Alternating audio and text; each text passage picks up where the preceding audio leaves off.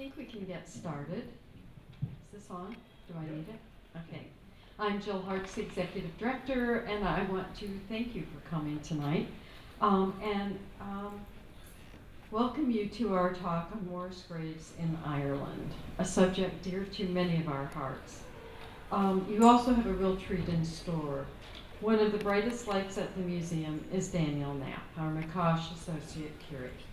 Danielle received her BA in Art History from Eastern Washington University and her MA in Art History and Certificate in Museum Studies from the University of Oregon. I think the only time I have taught here, she's been in my class and excelled amazingly. She has had internships in the Museum of Northwest Art and Culture and the Lorinda Knight Gallery in Spokane.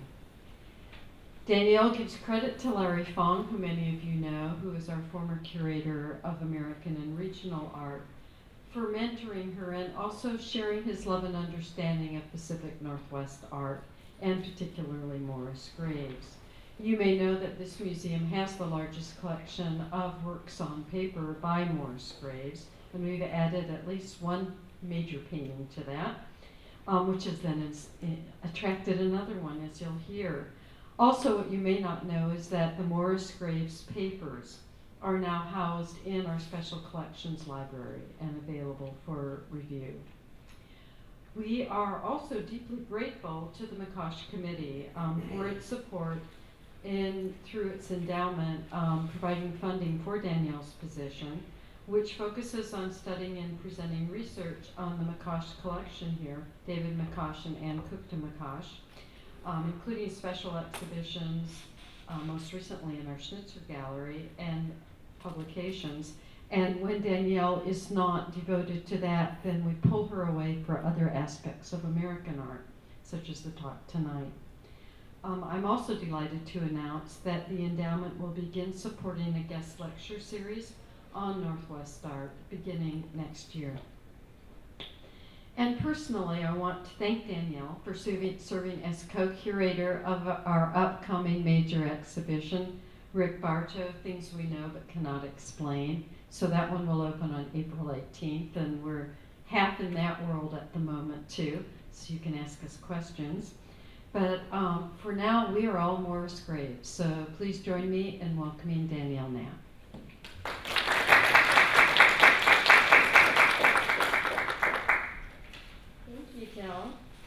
I can't stress enough how wonderful the resources that we have available to us located here on this campus are in studying Morris graves. It's amazing that an artist who's so associated with the state of Washington and with California, where he lived out the end of his life, and certainly after today, if you didn't yet know about his strong associations with Ireland, I think you'll carry that with you in your understanding of him going forward. It's so wonderful that he was born in Oregon and that so much of the important collection of his works ended up here through Virginia Hazeltine's generosity and through very forward-thinking administrators on the staff of this museum several decades ago at this point, and then now with Special Collections shepherding his papers into their publicly available collection. So anyone who's interested in reading Morris graves' papers can make an appointment and have access to use those resources. Two other resources that were really fabulous for me in working on this presentation, try not to move too far from the mic, is if you're not already aware of the edited book of Morris graves' selected letters that was written, edited by Larry Fong and by another curator, Vicki Halpert. It came out a couple of years ago, phenomenal resource. I have many quotes included in this presentation, drawn from the letters included in this book, most of which are the same works stored at Special Collections now. And then another recent publication is Morris Graves, His Houses and His Gardens by Richard Soare, who is going to be one of the key figures in this presentation, who was Graves' companion throughout this period. Really an astounding book, beautiful pictures from his personal collection. So many of the black and white historical images you'll see in this presentation have also come from this publication, and anyone who wants to take a look at these after is welcome to do so. So we have upstairs in our small gallery off the Schnitzer Gallery of American and Regional Art that we affectionately call the Graves Gallery. Most of the time, Morris Graves' work is on view in that space. A show that just started a few weeks ago titled Morris Graves' Goats, Heroes and Fantasies. which is a very small sampling of not just Graves' imagery from Ireland in this collection, but more specifically a very small sampling of all the goat imagery that we have here. By no means all the goats that exist in this collection. I imagine that there are others scattered elsewhere too. And it was very timely that this came up because, as Jill mentioned, we had an opportunity to borrow one of the paintings. Everything is from the permanent collection, that space, with the exception of a painting, which image will appear in a few slides from now, called Hero, Portrait of the Irish Celtic Temperament, that we borrowed from a very special private collection. And so having the opportunity to borrow that to put on view here at this time, knowing that coming in February, it will be according to the Chinese zodiac, the year of the goat or the year of the ram, and knowing that in 1955, when the work you see here, Irish Goat, a recent acquisition to the museum, was painted in 1955, also a year of the goat. The work on loan, also the year of the goat. I'm not implying that Morris Graves was thinking about that at all when he made these goats. He had other reasons for drawing goats at the time. And I promise this presentation is only maybe 20% about goats. We'll talk about NASA and furniture design and several other topics over the course of it. But we start with goats since that was the inspiration. So, and who doesn't love a goat? So with that to start with, by the time Morris Graves was painting his Irish goats and drawing his Irish goats, he was in his 40s. He'd already really experienced the sort of sour taste of international fame. This is a quote from that he had said to Frank Crowninshield, who was a former editor of Vanity Fair, who was actually at this time in 1942 interviewing him for an article for Vogue, which is another Condé Nast publication. And Graves had said, I'm sorry that by nature or my experience, I consider publicity more than an intrusion. Slight as it has been, it becomes, in the minds of even a few, the threshold of reputation. Under such pressure, I am rendered vacant. And that's just a small excerpt of him sort of expounding on his feelings about the onslaught of attention he was receiving for his artwork. His artwork, which was this very personal outpouring of him trying to understand the world and figure out his place in the world, achieve some sort of personal peacefulness, and people were taking notice and wanting to know things about him and wanting to talk to him a certain way and wanting him to entertain them. And he was already feeling sort of the tension of being in that world. In 1933, when he was in his early 20s, was really his big break, that this painting, Moor Swan, which is in the collection of the Seattle Art Museum, and is in a self-portrait in some ways, particularly in terms of sort of the qualities you might associate with this lonely, dark swan in this desolate landscape and how Morris was viewing himself. It won first prize, a purchase prize, at the 19th annual exhibition of Northwest Artists, so of course, a lot of attention came to him from that, and as a result of having this very public profile in the Seattle area, he was then given an exhibition, a one-man exhibition at the Seattle Art Museum a few years ago, and that was around the time, I think, when he was having an interview that we quoted just a moment ago. In the 1940s and beyond, Graves was represented by Marion Willard Johnson, who had a gallery in New York City, and so along with having his work being noticed by members of the Seattle art community and beyond, he was certainly starting to become a desirable artist for people to purchase works by. So for a long time too, Willard, and later when she married Johnson, was the only person representing both Morris Graves and Mark Tobey. So she was really one of the tastemakers in New York City who was sort of providing an introduction to the work of these artists living and working in the Northwest. If you're at all familiar with Tobey or Graves' biography, they especially were two of the world travelers of this group of artists working in Seattle at that time. So even when we talk about them as Northwest artists, I think that's a fair designation for them, but their world travels were just as important in informing the artwork they were doing and the time they spent living abroad too. So it's important to recognize how that fed into their identities. So really, one of the big turning points in Graves' life was the publication of this article in Life magazine in the 1953 edition of the magazine, which a few pages later included wedding pictures of the young Senator JFK and his new wife Jackie, and included an article about the collections at the Smithsonian Museum, really fascinating issue from that year to see what was going on at this time. And the article was titled Mystic Painters of the Northwest, and it covered had full page spreads with these large color images of Morris Graves, Mark Tobey, Kenneth Callahan, and Guy Anderson. And ever since this time, there's been especially this tendency for all of us, both critics at the time, appreciators of their art historians, to want to lump these four together in particular. We call them the Northwest School, or sometimes the Northwest Mystics, even though they never self-identified so strictly in one of those groups. But when we're sort of reaching for a way to encapsulate the work that they were doing, the philosophies that went into their artwork, you'll see those titles thrown around. This article really painted a very interesting picture of, especially Graves. It says in the article, when he's not working, he's sitting on his land, contemplating his visions of the inner eye, is illustrated in the picture that accompanied it by Life magazine's photographer. A lot of the words they use in describing Graves' work were drawn from his own vocabulary and what he was interested in, and the themes and images present in his artwork. But it certainly kind of pushed it a little bit in wanting to define a man who would be very difficult to define. At the time, Graves was living in a home called Carloden that was just south of Edmonds, so north of Seattle area, in the Woodway Park area, sort of removed enough from society that he felt like he had his plot of land. He was building a house there, really working the land, very interested in gardening and working with the soil. But he was still close enough that reporters would show up on his land, and he couldn't completely find sort of the escape from society that sometimes he really craved as an artist and as an introvert. So this is sort of what his life was like at the time when that article came out, and increasingly his work is being shown outside of the Northwest. And he really got to a breaking point where he felt that, and at this time too, I should mention, he had traveled extensively, starting as, even before he graduated high school, he had joined as a ship hand and was going to Asian ports of call and traveling to Honolulu and China and Japan and Manila.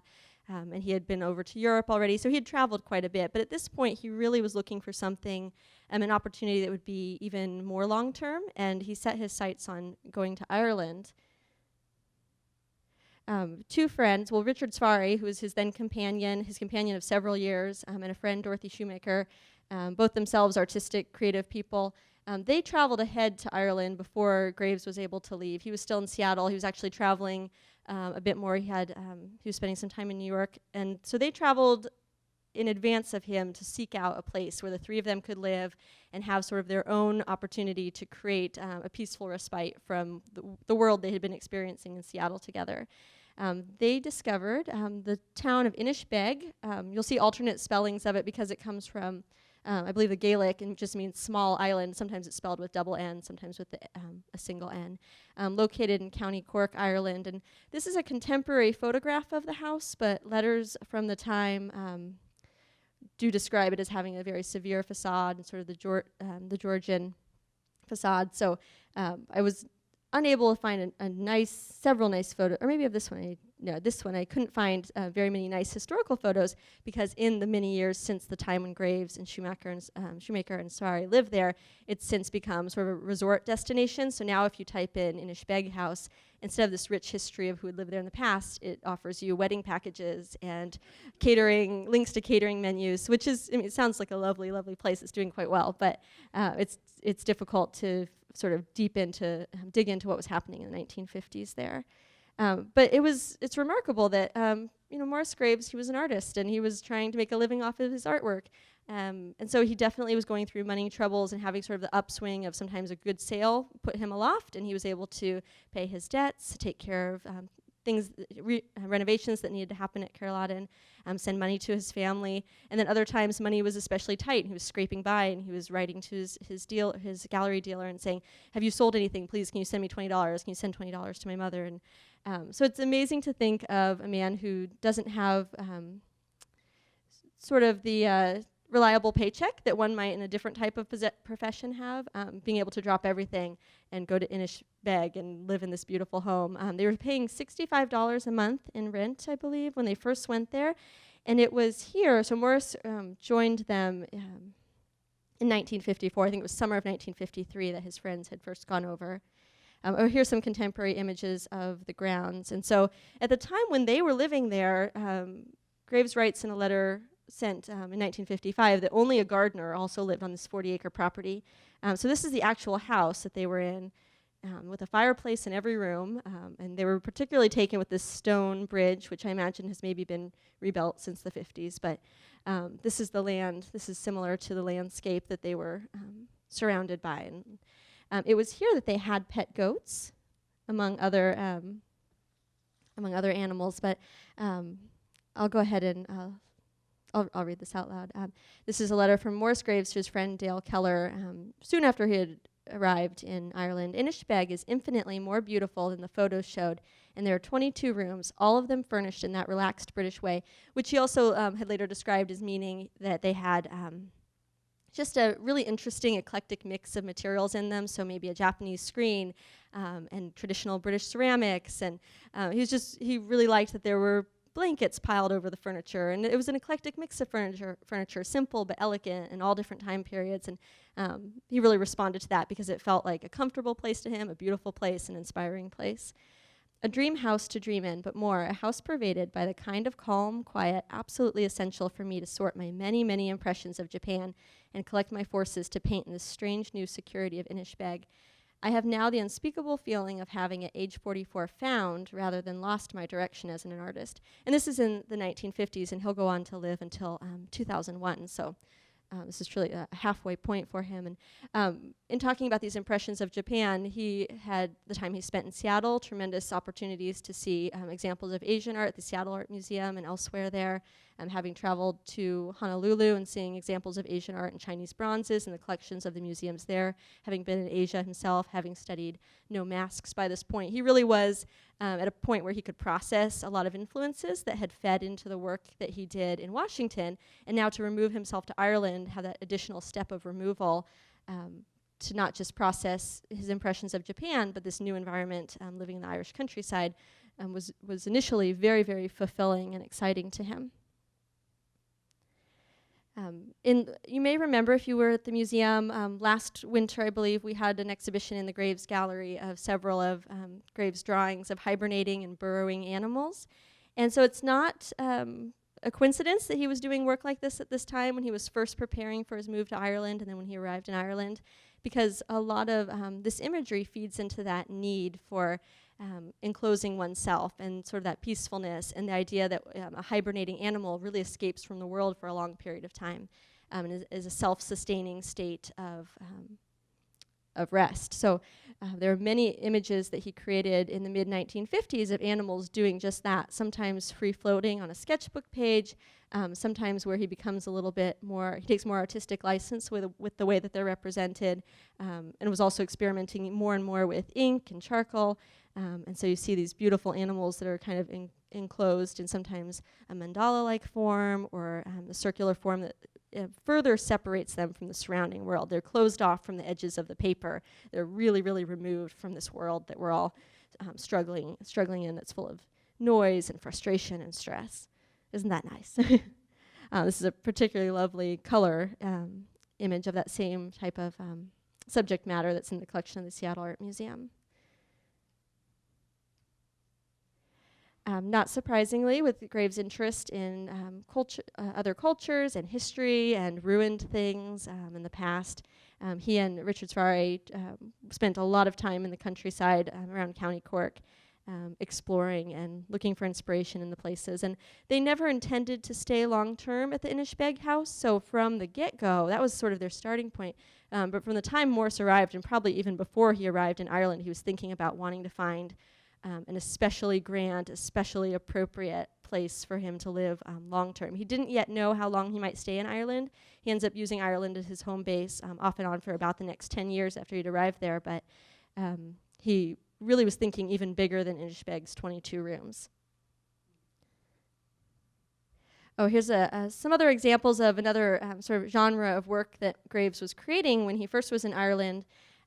Were these really fantastic little, this is a sketch that's in our collection, but you can see how a sketch like that informs more finished works that are quite whimsical and fantastic. And he was thinking about the hedgerows, which are just like they sound, like these closely placed bushes that were often used in sort of landscaping for the manor estates. he was imagining these little mystical creatures that lived there. They were nocturnal. They came out at night. But there was a little bit of something ominous about them, too. They were tricksters. And so he had this sort of fantasy of these animals that he imagined he could hear come out at night, causing trouble. And he would later make comparisons to people that he had gotten to know while in Ireland when he got to a point, and we'll talk about that as we move on, but when he got to the point of feeling some frustration with the locals and some of the places he was living, he would sometimes refer to he talked about imagery like this as if it's sort of symbolic of the personalities of the local Irish people. And maybe not a fair connection, but he wrote extensively when he was upset about such comparisons in his letters. So it's from. So they did have at least one pet goat on the grounds. This is a very lightly drawn sketch, so I realize it's probably a little difficult to see, but it's interesting to me, and part of this probably has to do with just time and the fading of the pencil, but you can very, very clearly see with this goat that her legs are tethered. There's hobbles on her legs, which was very common for animals in your yard if you didn't want them to run away, if you didn't want your goats to climb, which they're apt to do. The goat could have ended up on the roof of Inishbeg if left to her own devices, perhaps. So he had included that little element of his pet's daily life, and you can see that it's repeated in a finished painting he did, which we were very excited to acquire in 2013, thanks to a museum fund that we had for purchases of Northwest Art and very generous contributions from several other sources. So we bought this work, Irish Goat, because we have such a strength of works on paper from Ireland, but we didn't have a large painting like this from that time. So when we saw this, we thought this is great for our collection. And you can see that what looks initially maybe like a horizon line, you almost don't even notice it if you're just instead looking at the beautiful form of the goat and her eyes, and you look down and you see that she has her hobble on, and it's the pet. And then sketches upon sketches of goats at rest and at play, and close-ups of their eyes, and especially their hooves. And anyone who's ever spent any time close up, face-to-face with a goat, if you've been to a petting zoo, and you know sort of the unique shape of their eyes, he seemed to have been particularly interested in getting that just right, because they appear again and again. The work on loan, Hero, Portrait of the Irish Celtic Temperament, is a fabulous work. It's fun, and it's immediately people respond to it playfully. And we had a class going through the gallery earlier this week, a geography class, learning about quantitative and qualitative methods. And they were learning about how art historians talk about images. How do you read an image? What do you need to know before you can approach an image and hope to identify or understand any element of it? And this was one example we talked to about them. And it's interesting that there's this happy goat. He doesn't have a hobble on. He's not tethered down. He does have a ball or an orb under his foot, so maybe he just is playing with something. Maybe it's a rock. Maybe they've given him a toy. But it is immediately reminiscent of a few different other traditions of sculpture to me, and I'm not the first one to highlight this comparison either, but certainly Morris Graves, who had traveled and been in London and had been throughout Europe already by this time and had seen so many great examples of equestrian statues and sort of the triumphant pose of a horse with its foot raised. And then, of course, the tradition of guardian lions, like the Ming Dynasty lions at the Forbidden Palace, where the male, so they're usually installed as a pair, and the male would have its foot on this orb, and with sort of the implication of being sovereign over all the earth. And so it's interesting to me then to know that Morris Graves would have been very familiar with these tropes, prototypes, and then to draw his goat here, which is not just called Irish Goat, but is given this name with another layer of meaning, to call it a hero and a portrait of the Irish Celtic temperament. To include that little ball under his foot makes me think, what kind of statement might he have been trying to make about the Irish Celtic temperament beyond just what's written there. And we know that the filmmaker, John Huston, was spending time in Ireland at the time too, and he had actually visited Morris Graves' studio. I have a tendency to want to call artists by their first name when I spend so much time with their artwork, so I keep slipping up and calling him Morris, but Mr. Graves.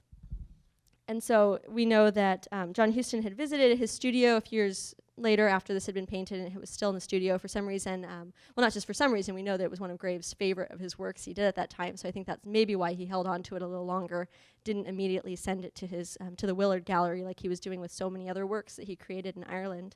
But when he did eventually sell it to John Huston, a few years later, both of them were tickled by the fact that they both felt like they were stubborn men, and that the goat was stubborn, and that it was very appropriate that Graves had done this image and then it was going to John Huston, who then later sold it, and it went back to market and went to its present owner.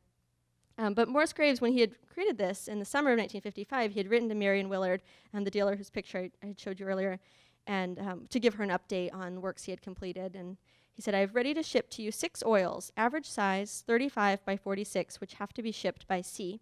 They are not things which I feel very well about, except one. This is a lightly brushed and considerably detailed thing called Hero. It is an attempt at an Irish essence, a kind of condensation of characteristics which nature has contrived here, and rather whimsically has become known as distinctively Irish. Hero is a goat, a blend of physical adaptation and ego, moving through the Irish world of sunshine and shadow. It is also personal, but that part of it is painted language rather than typed language." And he remarked to an interviewer later that summer too, in talking about this work, that one reason he was so particularly pleased with this is that it was a continuous line that he did, I think, the outline of the goat with, that he hadn't raised his brush up, and he felt like it was especially fluid and successful. And so when you look at the work in person, as I hope you do, you can look for whether you can tell where the line breaks and sort of reenact the movement of his brush.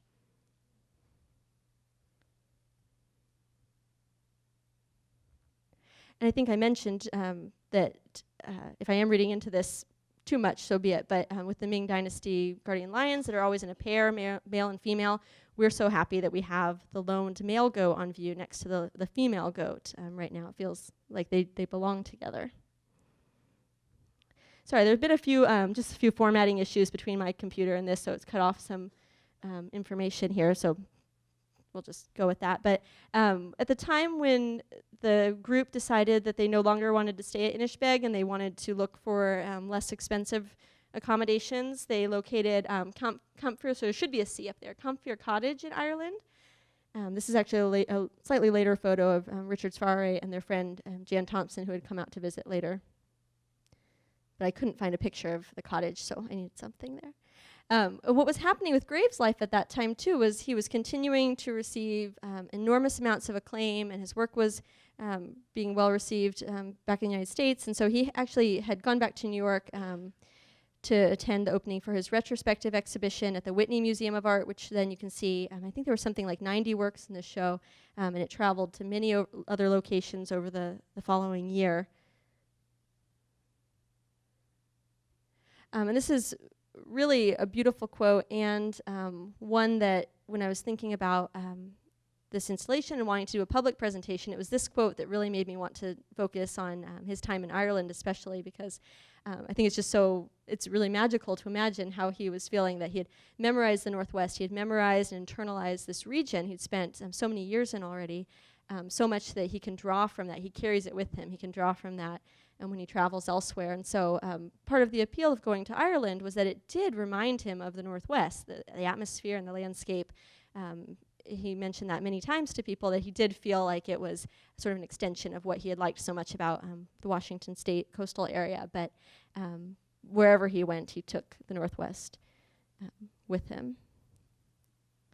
While living at Campfair Cottage, which although called a cottage was also not shabby digs at all. It was another really, really nice location for the three of them. And at some point, Dorothy Schumacher actually returned to the United States and was no longer living with Graves and Sfarre. But Graves became utterly obsessed, even more so with locating the next location that they would move to, a place that he could really make his personal stamp on. And in the area of, I've momentarily forgotten the name of the river. It's Blackwater River.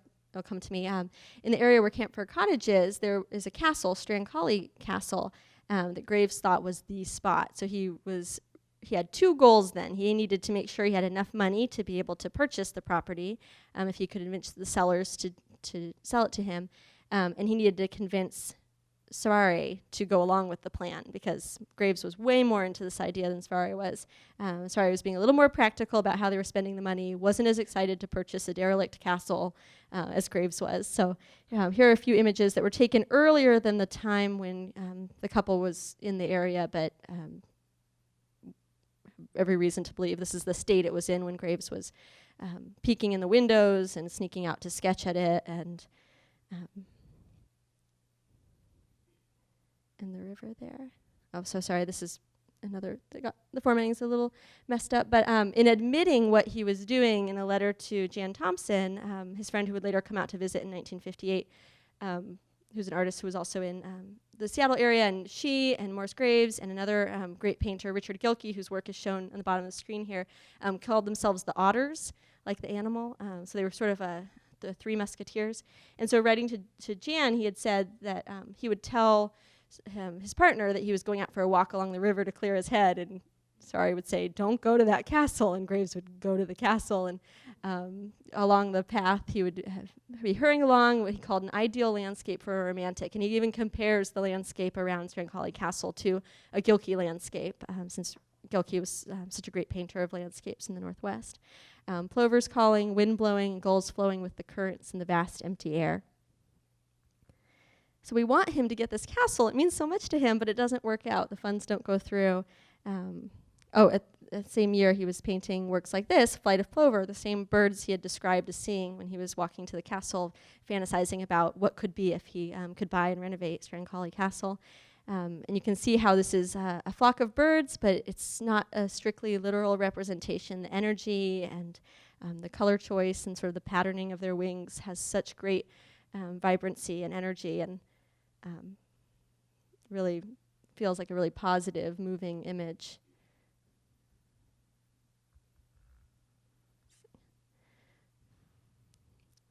So at this time when they were trying to work out where they might be living next, and Savari was still living in Campfire Cottage, Graves had to return to Caerlauden, his home south of Edmonds in Snohomish County.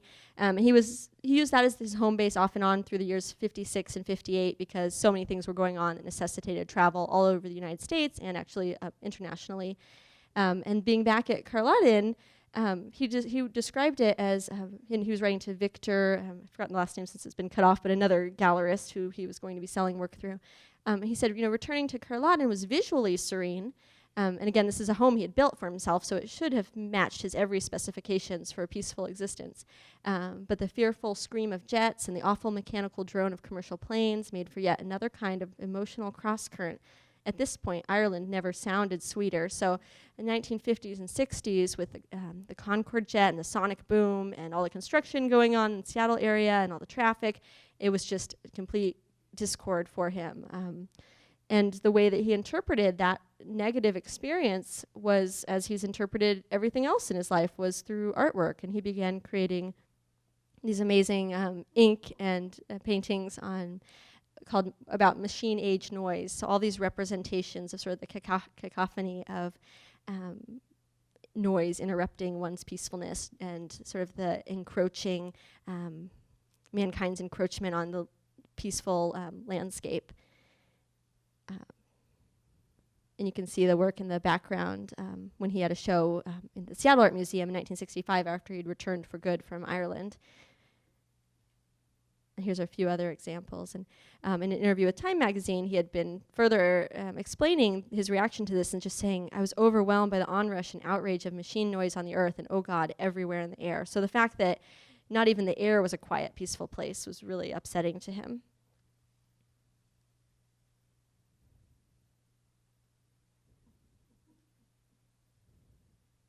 Oh, in 1957, he actually was awarded, I think, the first and only Windsor Award by the Duke and Duchess of Windsor, this is when they were arriving in New York the summer that they were going to be meeting with their lawyers to figure out how they would facilitate this program to award. They wanted to provide an opportunity for French and American artists to have this sort of cross-cultural artistic exchange. So they recognized Morris Graves and for his work, his contribution to American art, and invited him. Actually, he got to have Thanksgiving dinner that year at their home outside of Paris, and spent more time in Paris then. So it was really an important accolade that he received at that time that only increased his international profile. Oh, the words that have been cut off under the caption there is just reminding me that Graves was living in an apartment in Dublin for the first couple of years when he purchased it. So when Strathclyde Castle didn't work out and when all of his requirements in the United States ended and he was able to return to Ireland for a longer period of time at the end of the 1950s, he finally found a house that would meet all of his needs, that was affordable, was available, and that Richard Safari agreed with. And that was the Woodtown Manor house. So this was a house that had never had electricity or plumbing, so it was not ready for them to move in yet. The grounds were quite overgrown. It came with furniture. It was a really lovely place, but it definitely needed some work before it met the expectations of Graves. And so he purchased this house, and I have somewhere in my notes here, I've got a list of facts about Woodtown Manor that helps paint a better picture of. All right, so 1750 mansion farmhouse, for which he paid about $6,000, accompanied by 23 acres of surrounding pasture land. 15 minutes from Dublin, so he was already thinking ahead of, after I restore this, later on down the road, I could probably resell it easily because it's so close to Dublin, very conveniently located. And he wrote, quote, "The Gravesian catch is that it requires considerable renovation, and before we are cleared away, it will take an additional 12,000 and possibly more, but I call a halt at 15,000, which represented only a third of what he had spent at Caerladen in Edmonds. So this was a great financial decision in his eyes. He immediately made plans to install a heating plant and water system and to completely renovate the space so it would be livable and furnish it with additional materials so that he could have a studio. But that was going to take some time, so they were living in Dublin in one of the houses in Fitzwilliam Square, right downtown, for the first couple of years when they were starting renovation of Woodtown Manor House. And I love this reflection by Richard Safari when he was reminiscing about their decision to purchase Woodtown Manor and what they thought it would provide for them, and also this affection they felt for a house that they, I think, identified with, saying it had been unloved for so long and we can bring it alive, and they really felt like with their presence in that place, everything would just come into very sharp focus together. But they had a few illusions of how daunting a task it would be. So with any home renovations, it's always more work and more expense than you anticipate.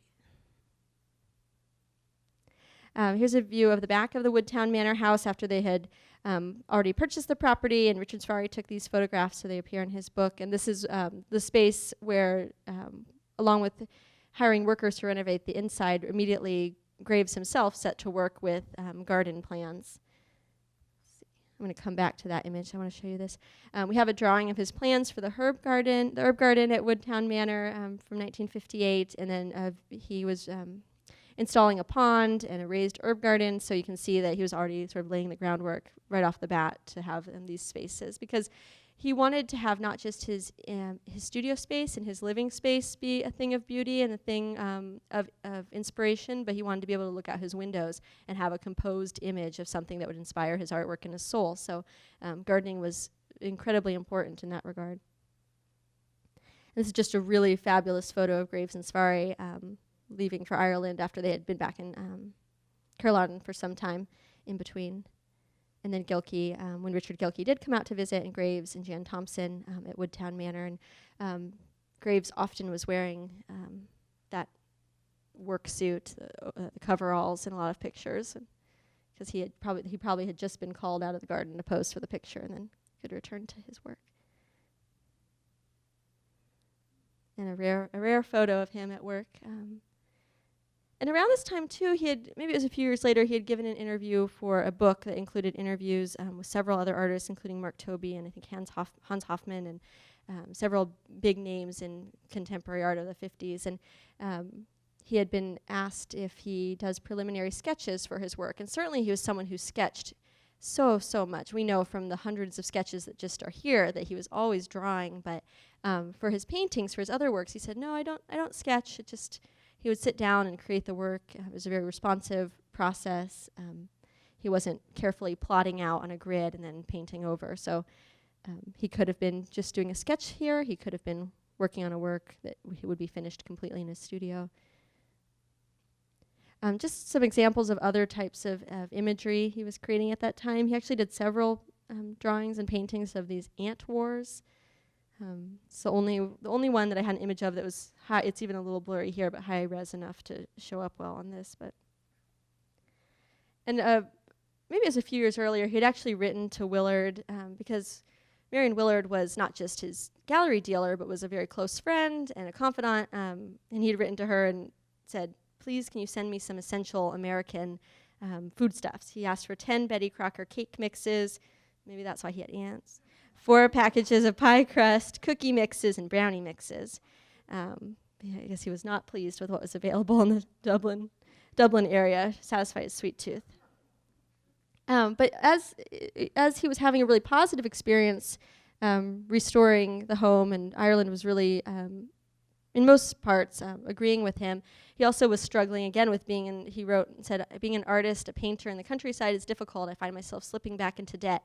It's hard to set aside the stress I'm feeling about my financial troubles and create the work I want to create." And he really, really struggled with those feelings. Sounds like his whole life. So another sort of exploration that he did in his work in Ireland were these wonderful imagined furniture designs. This is an earlier one from around 1954 so this was when maybe before he even got to Ireland, this animal footstool. But really in Ireland, and I realize these are incredibly lightly drawn too. There's one on view upstairs in the gallery that you can get a closer look at, but he was very interested in making these sort of imaginary fun furniture designs that had claws for feet or fur on the actual on the sofa. And I'll show you a few more. I have a great quote too where he was writing to the gallery and saying, if I can't find it, that's okay, but saying that he has these fantastic ideas for doing furniture designs, and they're all inspired by lions and goats and beasts. And he was writing to Willard, said, "Please don't tell anyone. It must remain a secret. No one can know yet. I have big plans for this line of furniture."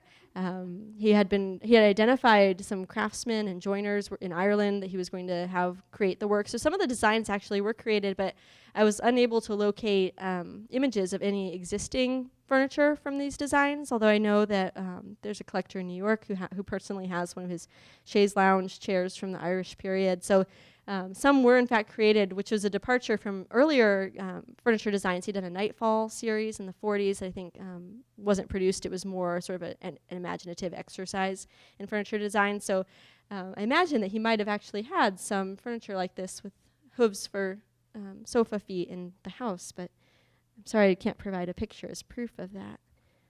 A bench with lion feet. And study after study. And I imagine that he was probably going to the Dublin Zoo. Dublin has a great zoo that was founded in the 1800s, and they had a very strong collection, a very broad collection of animals already at this time.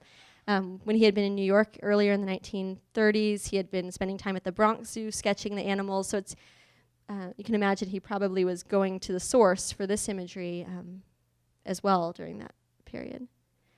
Sort of a departure from some of the things we've been talking about with the focus on animals especially is that the 1960s, in the 1950s and 1960s, with what was happening with the American space program, with John Glenn's first, with all the celebrity around John Glenn when he, on his voyage, and then with eventually with the first man on the moon in 1969, Graves was really, really enthralled by the possibilities of space travel and the possibilities of a different life in space, because he had removed himself from Seattle going to Ireland, but you couldn't get more removed than going to space. He wasn't applying to go to space, but he was really fascinated by the work that everyone was doing. He had an opportunity to meet this man, Wernher von Braun, who was one of the sort of was on one of the front runners in planning eventually the moon landing, and incredible scientist. So we got to meet him, which only further sparked his interest. His friend Alvin Friedrichshain, who was living in New York at the time, had met a member. NASA had an art advisory council at the time. I don't actually know if they have anything of the sort now, but in the 50s and 60s they did, and his friend Friedrichshain had actually met a person on that council, so people have been talking about Graves' work in relation to the space program, and he was invited. Was very enthusiastically creating designs to submit for ideas for what to do to be sent up into space to represent the Earth's artistic traditions. And he actually had submitted designs for, I think, let me see if I remember what the OAO stands for. It's orbital, astronomical, something. But 4 of these devices were sent into orbit starting in the 1960s, and as early as the early 1960s, Graves was sending ideas for including an artwork that incorporated a gem and including a poem in them, and he wanted to sort of have that artistic presence in the objects when they were in space. See if I can find the full name.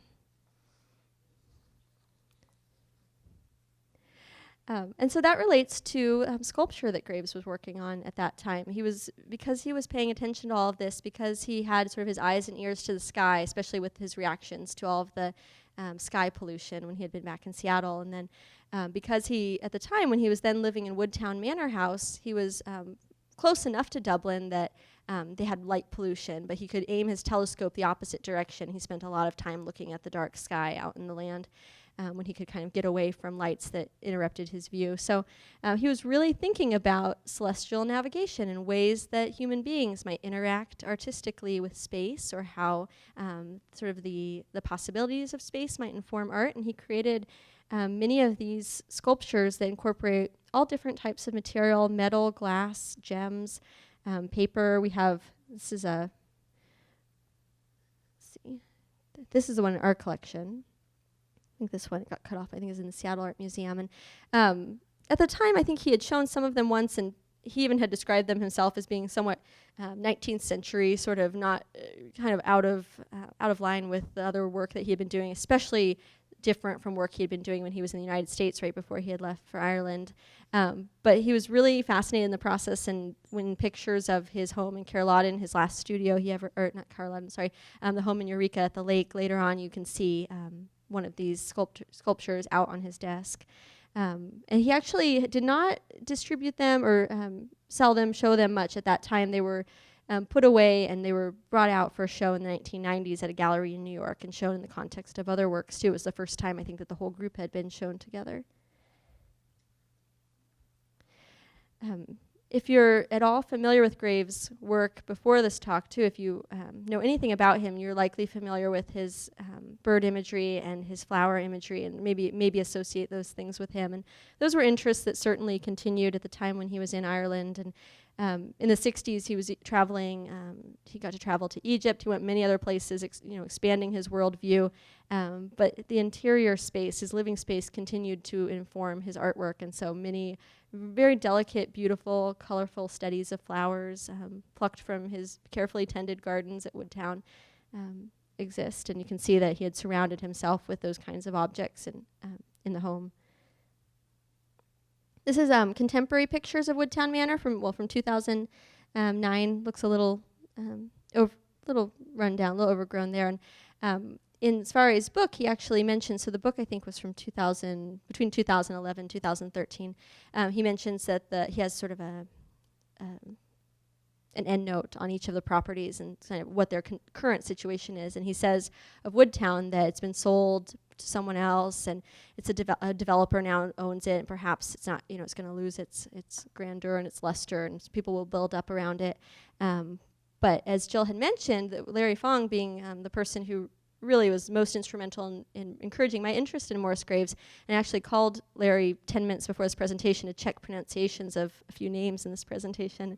And he mentioned to me in that phone call that he had heard that this property is now owned by one of the heirs of the Guinness family.